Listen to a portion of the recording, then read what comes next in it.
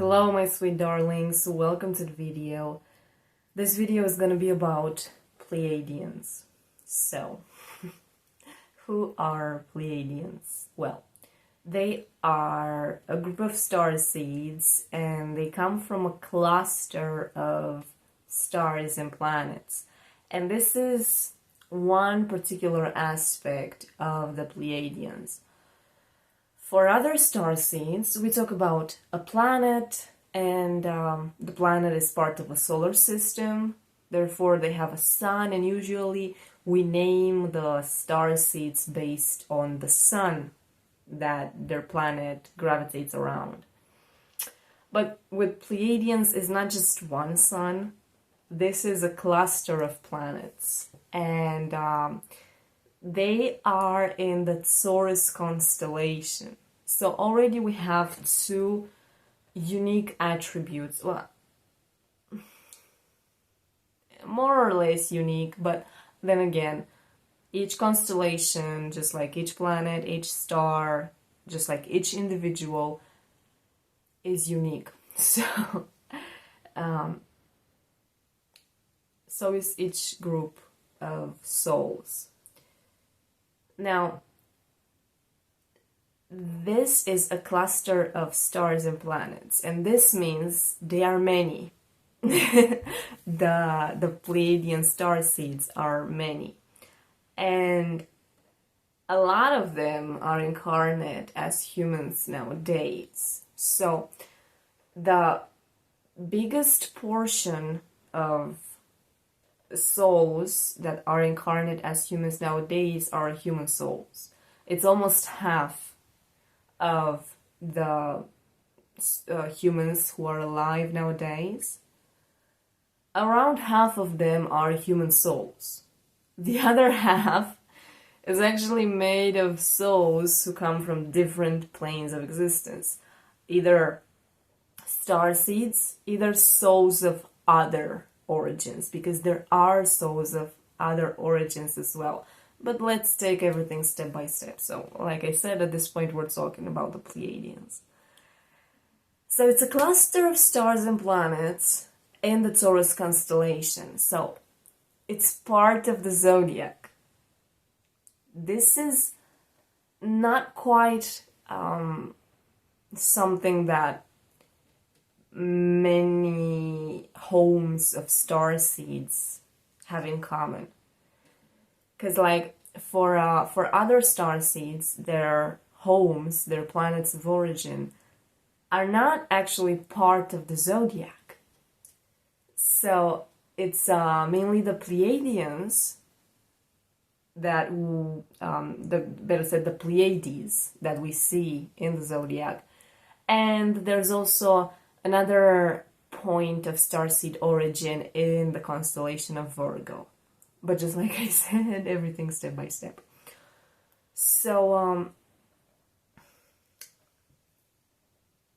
they are actually very connected to humans because they are like humans.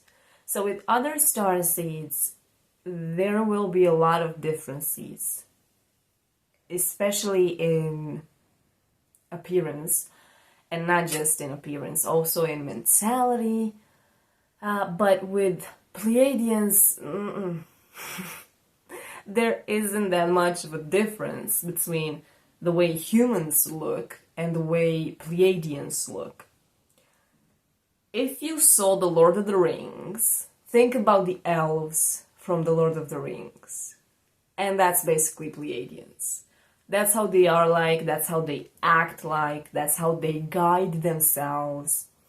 In The Lord of the Rings, the elves are very much connected to nature, and they love nature, and so do Pleiadians.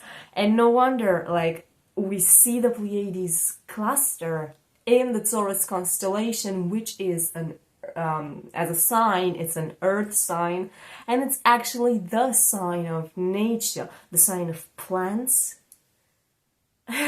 the sign of resources, the sign of resources that come from the earth. So there are even Pleiadian starseeds out there who have memories from their past lives as Pleiadians, and many of them will tell you how they remember living in trees, like literally their houses are up in trees, just like the elves in the Lord of the Rings. And it's amazing. And they have a thing for beauty. And again, no wonder, this is, you know, Taurus. This is basically Taurus. And because the Pleiades are part of the Taurus constellation, once incarnate as humans, I advise those of you who are Pleiadians, or those of you who have had many lifetimes there, enough lifetimes to connect to that collective, I advise you to be very mindful of Venus in your zodiac and the moon, because both Venus and the moon are connected to Taurus. They are the rulers of Taurus. Many people will say it's just Venus, but it's actually Venus and the moon. And this double rulership of Taurus is also revealing something here. It's the connection that the Pleiades have to Earth, to humans, exactly because they are so similar. Other starseeds are not as connected to humans as the Pleiadians. The Pleiadians are, like I said, very, very similar. There's not that much of a difference. Many people who saw Pleiadians, and I don't mean people who have memories since they were Pleiadians. I mean people who saw Pleiadians, like humans who saw Pleiadians. They say that Pleiadians have bigger skull, like the upper portion of the skull is a bit bigger. And it makes sense, they are a bit superior. But fuck it, what starseed isn't superior? Like, come on, what group of starseeds is not superior to humans nowadays? Like, humans are shit.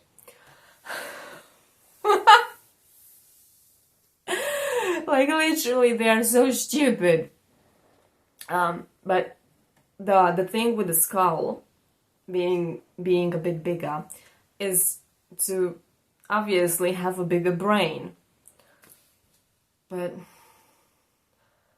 frankly, humans don't even need a brain anymore. They don't use it anymore. But that's another story. So, besides this, besides the bigger skull, one thing that differentiates Pleiadians from humans in terms of appearance is the fact that they're all blonde.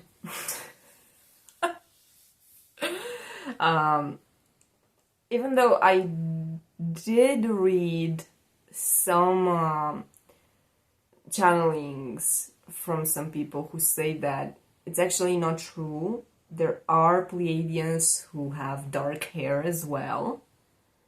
But most people say they are all blonde. Now, regardless, like, maybe, like, even if there are some Pleiadians with dark hair, I think it's kind of obvious that the vast majority of them are blonde. And maybe those who, you know, come from the planets or the planet of blondes only, maybe they are the ones who are more active, most active in terms of having contact with humans. But mostly this is how they are described, as blondes, and that's why some people also called them the Nordic aliens, because they resemble the physical traits of Nordic people a lot. So people from Sweden, Norway, Finland, think of those physical traits, and you kind of figure out how a Pleiadian is like physically. So they, like I said, they live in nature. They love to connect to nature a lot. And I remember one woman was talking about her past lives as a Pleiadian, and in one particular life, she said she saw herself in a house in a tree, and it's just so beautiful. I love this. And if you think of human mythologies, human stories, ancient stories, hold on a second.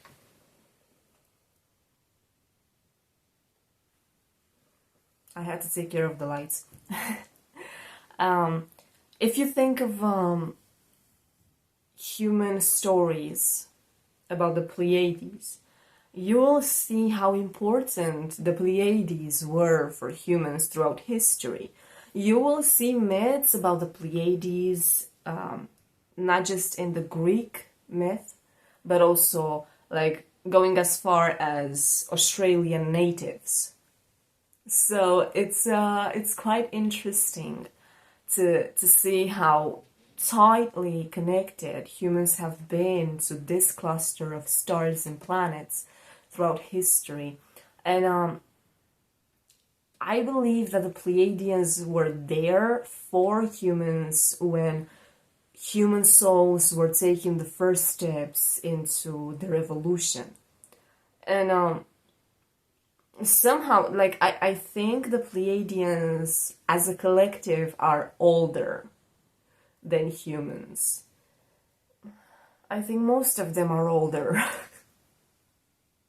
Because, like, most of them are out of their dark cycles. It's only humans left. Like, seriously, humans are the special child of this galaxy. You know, it's funny because, like, I'm here talking about the Pleiadians. They love humans so much. And then there's me talking what I talk about humans. Wow.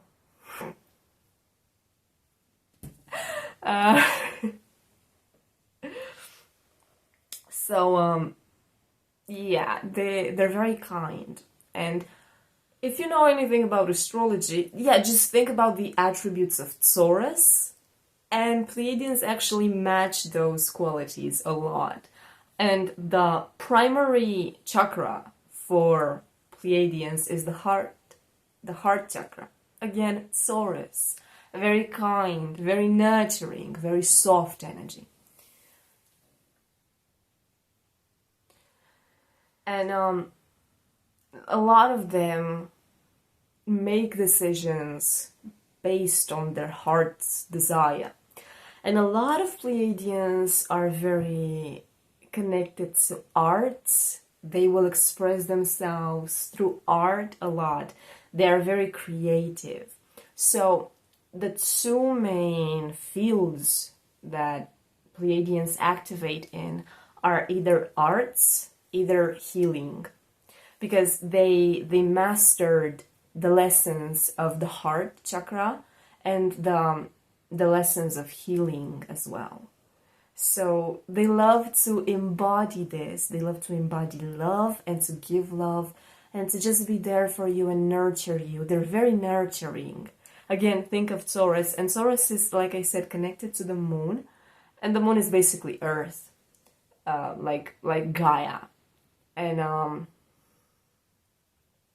it's that beautiful, soft, feminine energy, nurturing energy, and they will all display that unless they have other imprints. Because, like, there are souls who spend a lot of lifetimes in the Pleiades, and they are very much connected to the Pleiadian collective, but they may not be Pleiadian themselves, you know. Or some Pleiadians may come incarnate on Earth and just have a lot of air energy. It may happen, but it's not that you know, it doesn't quite make that much of a difference. They still come from the heart and they are very nurturing. So I think this is the main description for Pleiadians. Now, the important thing here is to look at the placements in the zodiac, because this is why I love to talk about this a lot, because like I said, the Pleiades are actually part of the zodiac. So this again shows how important this group of souls is for the human collective, for human consciousness, because they are there to bring humans up, to be guides for humans, just like the elves were for humans in the Lord of the Rings. And again, I keep going back to Taurus, because like I said, they are part of the Taurus constellation. So think of Taurus, think of how Taurus likes quality things and even luxurious things somehow, but even if they're not luxurious, they have to be good, you know? And like, again, Lord of the Rings, the elves, they just had those beautiful dresses, the beautiful demeanor, beautiful clothes. I'm talking about, like, even when they weren't wearing dresses, their clothes were still very beautiful. And their homes were very beautiful, again, very connected to nature and art. And if you are Pleiadian, I have some astrological advice here for you. And even if you're not Pleiadian, but you still had a lot of lives in the Pleiades, then there's a certain portion of the zodiac that is significant for you. And I would love if you were to look at that segment of your zodiac and see what kind of placements you have there, because definitely if you're Pleiadian, that area of your birth chart is of, like, probably the biggest importance, because that's literally the portal to your home as a soul, to your seed as a soul. So the Pleiades are at the last degree of Taurus. Because the Pleiades, when we look in the sky and we look for the Pleiades, we will see this cluster of stars in the last portion of Taurus, right before Gemini.